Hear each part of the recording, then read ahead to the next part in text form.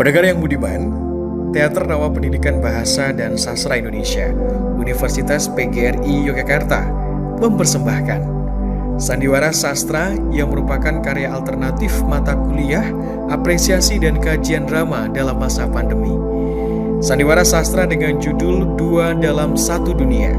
Sandiwara ini merupakan adaptasi dari naskah Tak Mau Mati Tenang, karya W.N. Naufal. Naskah ini menceritakan kisah seorang wanita yang tak bisa mati dengan meninggalkan kisah yang belum usai, mengikhlaskan dan pergi menjadi keputusan bijak sang arwah cantik. Pengarah program Ketua Jurusan Program Sarjana Pendidikan Bahasa dan Sastra Indonesia, Universitas PGRI Yogyakarta. Penanggung jawab, Jalu Nurfaila Putra, SSMA. Kerabat kerja, Asnawi diperankan oleh Hendra Sulistia. Airin diperankan oleh Uresti Kirana Nur Ramadhani. Bening diperankan oleh Evita Nur Islamiati. Pak Kuncoro diperankan oleh Teddy Aditya Pradana. Bu Nani diperankan oleh Aslina Dalili Nurralifah. Narator Aprilia Waningrum. Sutradara alias Safira Salsabila dan Sarip Nurhidayat. Tim editing Ego Pradana, Fian Ahmad Isani, Rizky Kardila dan Sahadan Bayu Prasetya. Selamat mendengarkan.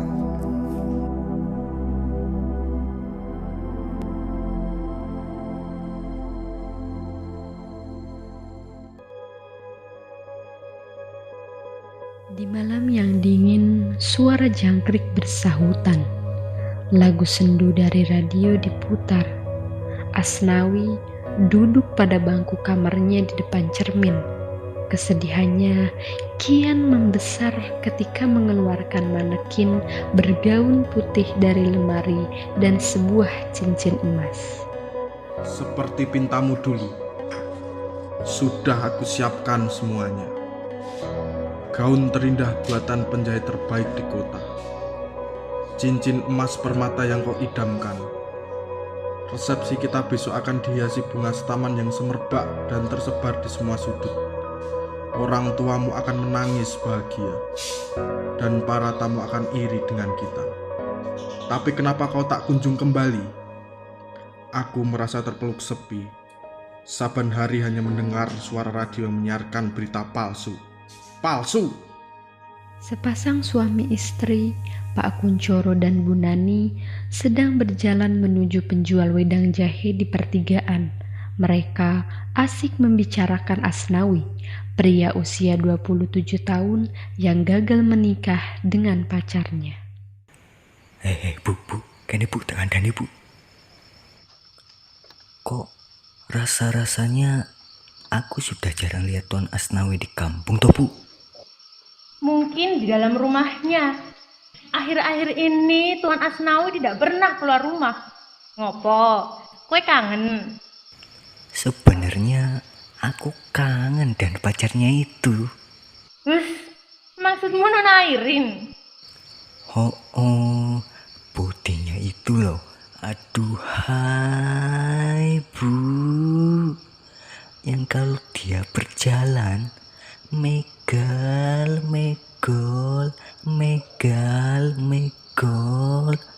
sudah seperti truk kelebihan muatan. Mau kupukul kau pak? Rambutnya itu seperti bulu jagung, keemasan dan berkilau. Wah. Kalau aku ingat lagi parasnya yang ayu, tubuhnya yang seksi. Aku tidak tahan bu. Rasanya ingin ikut menafkahi.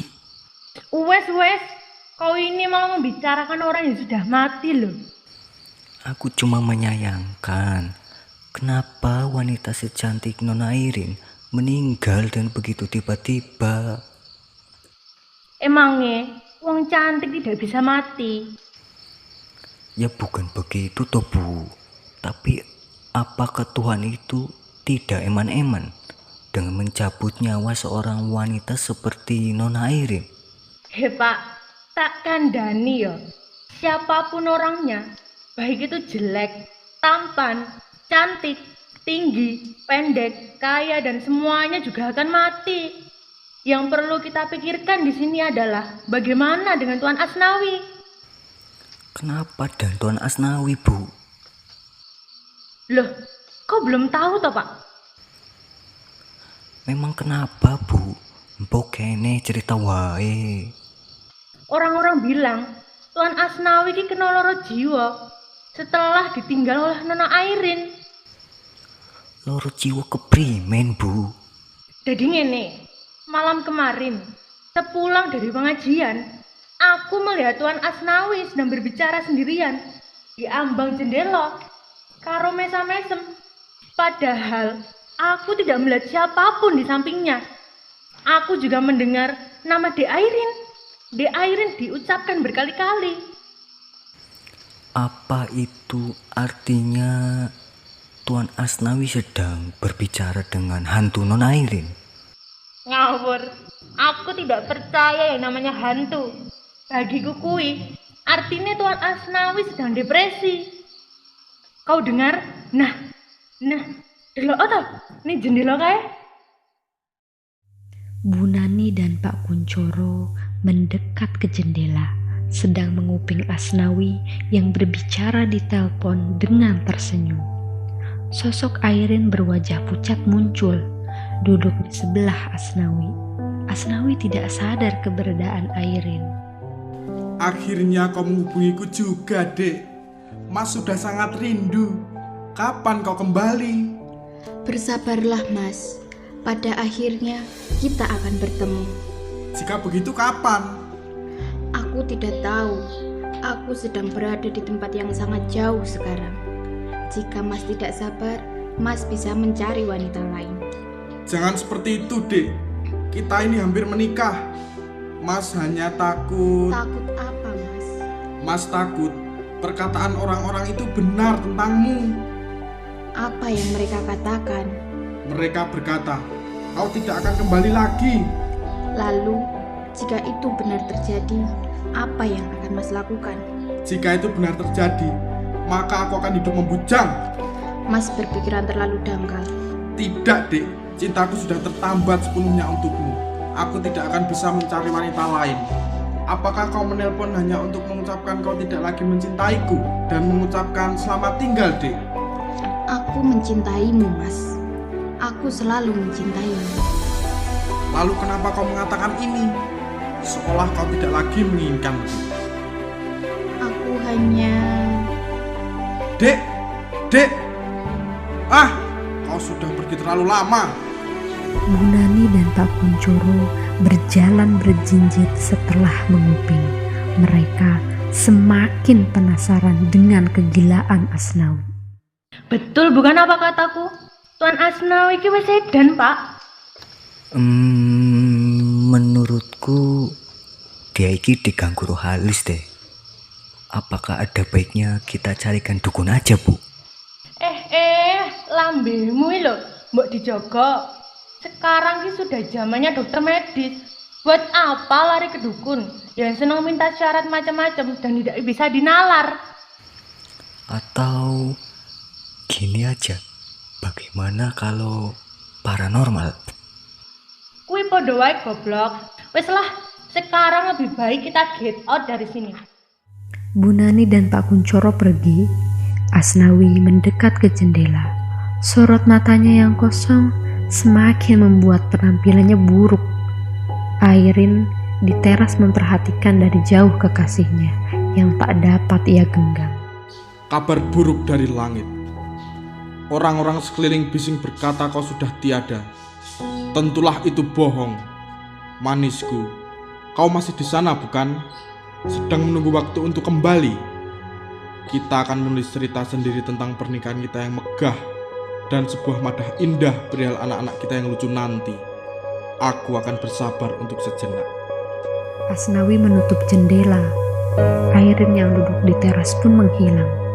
Keesokan malam, Bu Nani dan Pak Kuncoro ingin menemui dan menanyakan tentang keadaan Asnawi.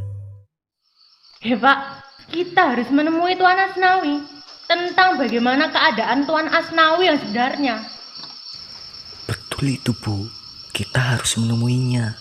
Apalagi kemarin kita melihat Tuan Asnawi berbicara sendirian kayak wong edan. Ya ayo Pak, ayo. Bergegaslah mereka ke rumah Asnawi.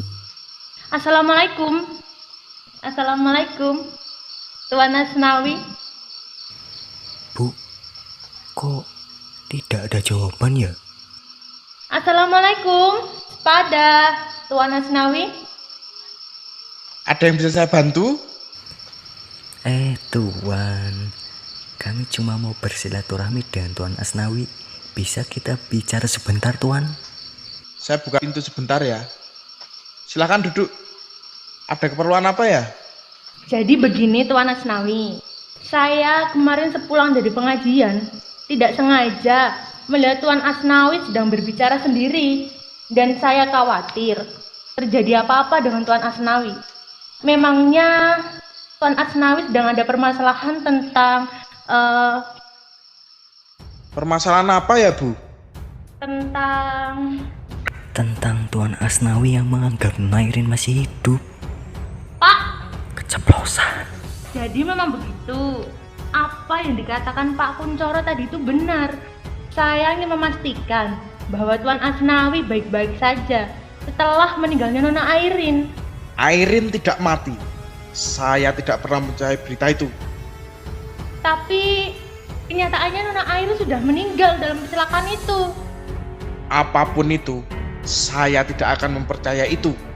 Sekarang saya mohon dengan hormat agar ibu dan bapak untuk meninggalkan rumah saya. Lah, iki keprimen, Bu? Jan, guru-guru kowe ngomong kok ngono lho. Ayo saiki urusannya tambah panjang. Ya wis lah, tidak ada jalan lain. Aku kira keadaan Tuan Asnawi cukup genting dan kita harus memberitahukan kedua orang tuanya terlebih dahulu. Bu Nani dan Pak Kuncoro pergi. Bening datang mengetuk rumah Asnawi. Saya tidak mau berbicara apapun mengenai kabar bohong itu. Asnawi, apa yang kau katakan? Ini aku, Bening.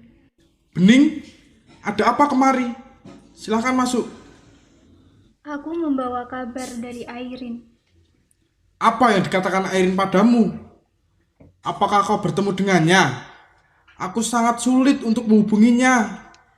Airin menitipkan pesan agar kau melanjutkan hidupmu. Apa maksudnya? Sampai kapan? Sampai kapan kamu berpura-pura kalau Airin masih berada di sini?